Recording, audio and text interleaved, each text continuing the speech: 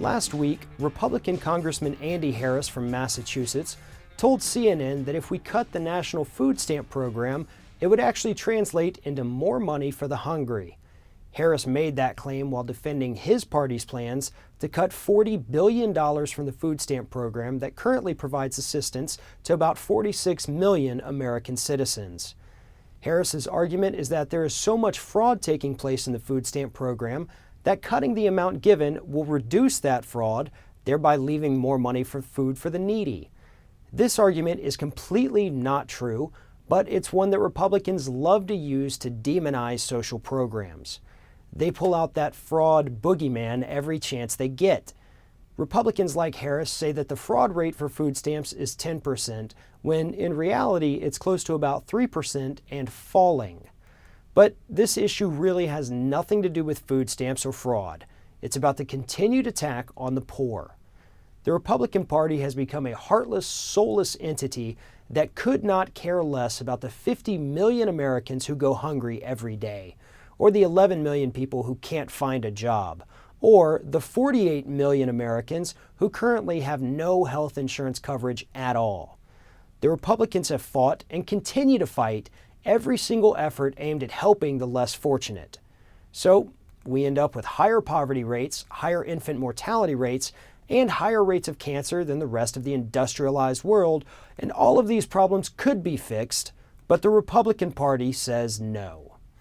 But at the same time, they have absolutely no problem extending a helping hand to the people at the top of the income ladder in the form of tax breaks, corporate subsidies, and political favors. The top 1% of our income earners are doing just fine, but Republicans are making sure that they get every benefit our government has to offer.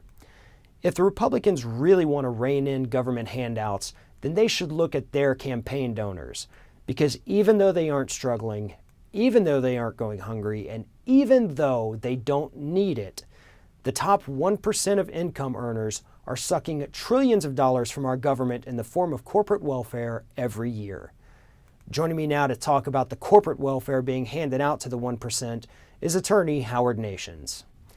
Howard, we've got Republicans in Washington that are doing everything they can to stop any kind of safety net program for the poor. But at the same time, they don't even make a peep when they hear that we're giving $1 trillion in the form of subsidies and tax breaks to the top 1% of earners. Why is that? Why is there a difference between helping those who need it and giving $1 trillion to those who don't? Well, primarily because the $1 trillion goes to the people, the wealthiest people in the country, who have lobbyists. They have direct contact with congressmen. They have the pipeline that can get them the tax breaks they need. Whereas the poor, who are supposed to be represented by Congress, are totally unrepresented in Washington. It's a ridiculous situation that's just simply getting worse in every session. At this time we have the best money that we have. At this time we have the best Congress that money can buy. It is, and of course that always turns out to be horrible for those in need. You know, right now they're on this kick that they want to dismantle health care, which is, you know, hopefully going to provide insurance for, you know, the 48 million Americans who currently don't have it. But, you know, I think obviously, you know, we've discussed what's happening, you know, to the bottom 99% quite a bit, but I think it's staggering the fact that we're giving, you know, hundreds of billions of dollars, and some estimates say, you know, as close to $1 trillion every year to those who don't need it. You know, and a lot of that, you know, we give billions every year in the form of tax breaks and subsidies to the oil industry, and they're making, you know, $20 to $40 billion a year apiece. You know, have you seen some of these numbers? I mean, what's going on here? Well, what's going on is this.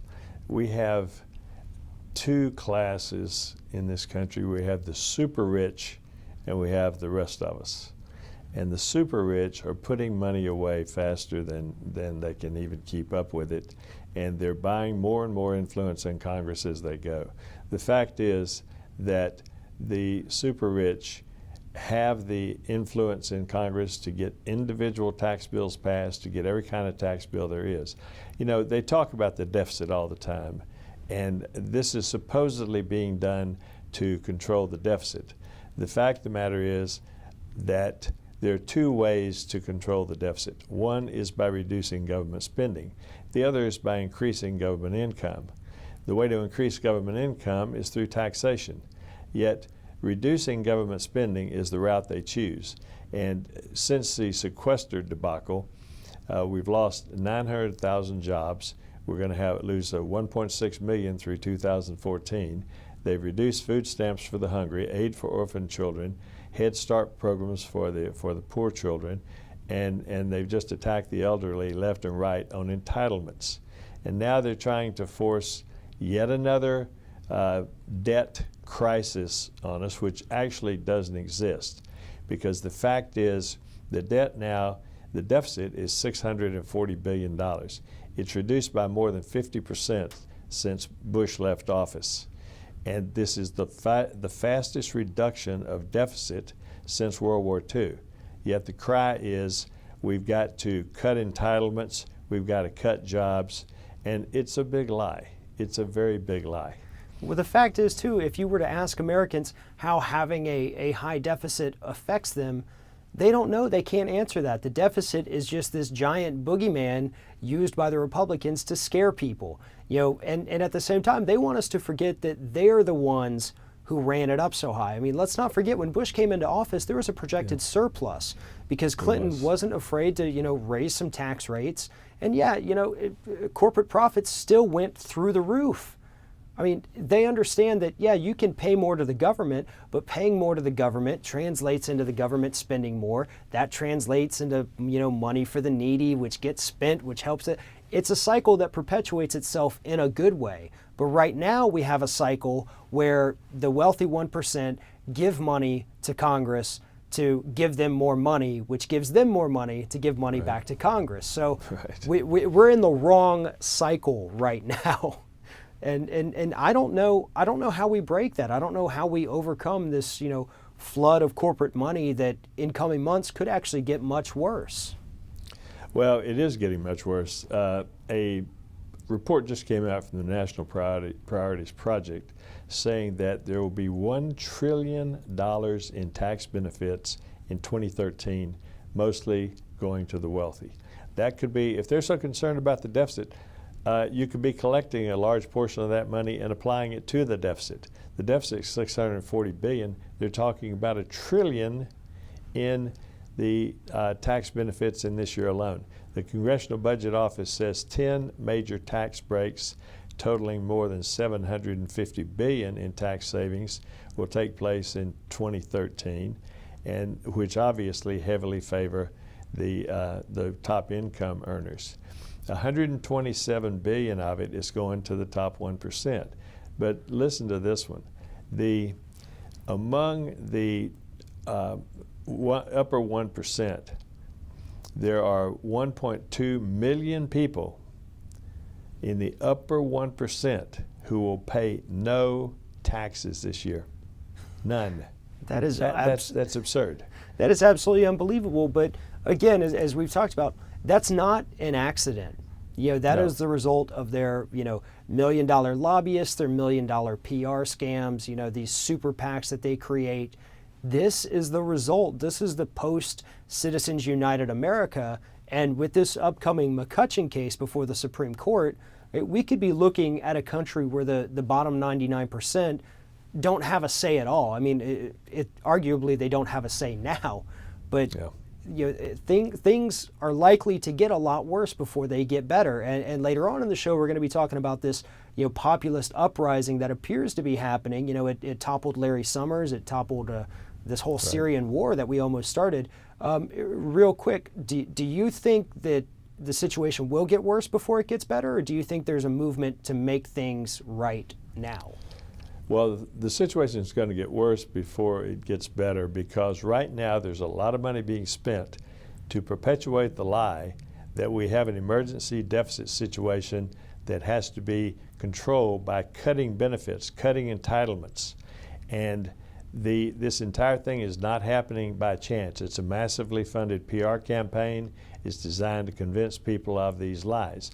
An outfit called Fix the Debt is spending $60 million to create the deficit emergency situation lie in order to get government cut.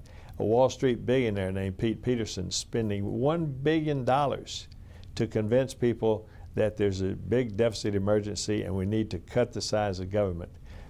The only thing that's going to stop it, Farron, is going to be what happened in the last election.